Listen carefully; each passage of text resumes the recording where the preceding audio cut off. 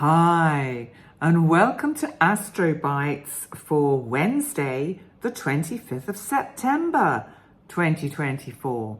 So as usual, I will start with the major transits for today, so you can have a general sense of what is going on today.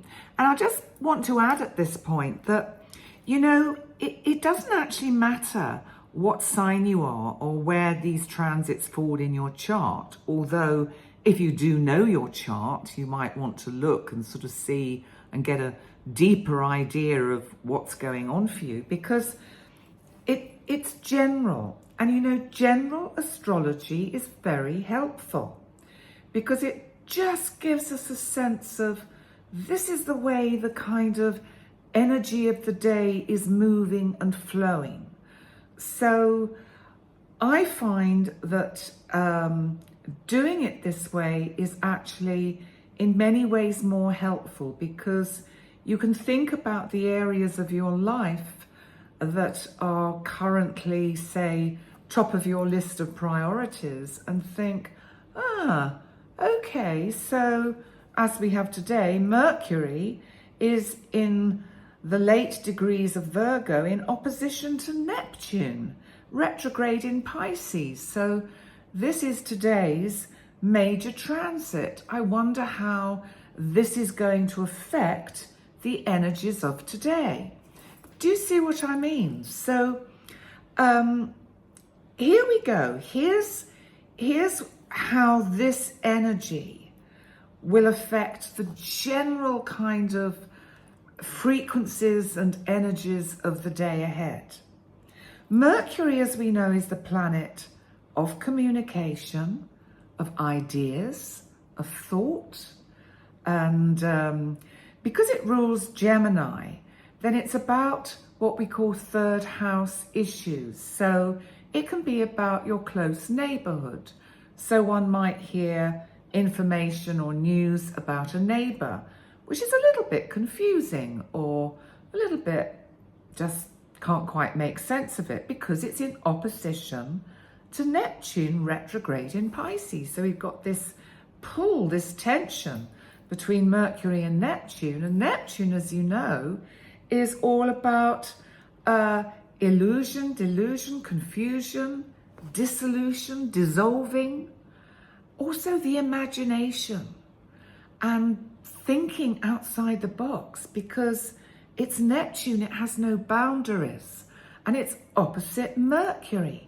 It's like Mercury is drawing out some of that imaginative, intuitive energy to really kind of stimulate the your sort of psychological or psychic kind of frequencies to, you may have psychic feelings today. You may really be intuitive about things that are happening in your own life or about events that are happening in the world. I was talking the other day in one of the Astro Bites about Pluto's move not into Capricorn, when it moves back into Aquarius. And this is about people waking up and wanting freedom. It's also going to be about us being able, all of us, to be able to tune into these frequencies that are invisible. When we just know when our mobile starts making a noise, who the message or the call is going to be from. We just know it. And we go, there we go. I had an experience the other day talking to a friend online, and I was telling this person about a personal situation, and that, I couldn't get hold of this other person. And I thought to myself, I bet I'll hear from them now because I'm busy. Sure enough, within a few minutes, ping, and the person I'd been trying to get hold of messaged me. And I said to the person I was talking to, guess what? They've just messaged. And the other person said, well, of course they have, because they're picking up the frequency. And so it's things like that that you might find around today. because of this Mercury opposition Neptune.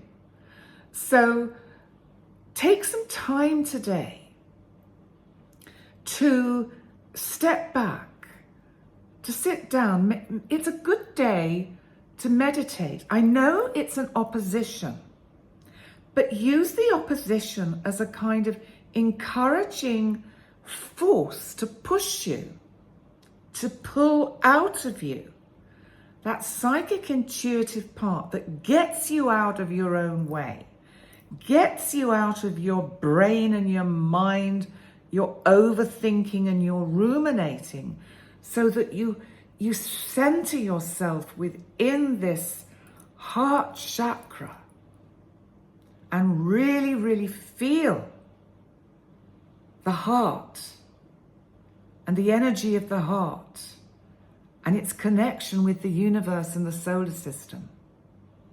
You know, the sun, as I said, is in Libra. And the sun today is actually conjunct what's known as the part of fortune. So it can bring good news about anything legal, because Libra can be legal stuff. Can bring good news about relationship, because Libra can be harmony and relationship. The moon is in Cancer still, and so we have this lovely energy of the moon. In fact, the moon is trining Saturn for a while. So that's like, take some time out, slow down, go within, breathe, be with your inner self, your higher self, and experience the numinosity of where we live, of the energy of the cosmos. Let's move on to the word of the day before I get totally carried away and you think, good God, Penny's lost the plot this morning. Well, I tell you, it's the energy. It's this Mercury opposite Neptune. It's making me wax lyrical. This is an interesting word for today. Again, it's a word that was suggested by one of you. And I love this word, actually. I think it's a great word. Thank you to whomever suggested it.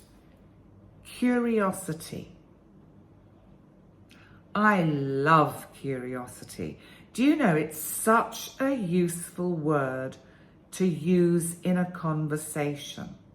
Because it's not direct and it doesn't put someone on the spot to give an instant answer. They don't feel they are being interrogated. You know, when I was training and working as a therapist, one of my supervisors came up with this word, and she said, and she kept actually repeating it, and she keeps saying, I'm curious, Penny, about what you make about this particular client and what you think might be happening for them. And it was the first time I had heard the word used in regard to making me think in a different way about the person, the client I was trying to understand. And so what I tend to do now is say, if someone, say, is having an astrology therapy session with me, I'm curious about why you're choosing this time to have this session. I'm curious about why you're not looking at this situation where you've got all this big planetary energy, for example. So the word curious and curiosity is a very important word. It's only through curiosity that we find things out.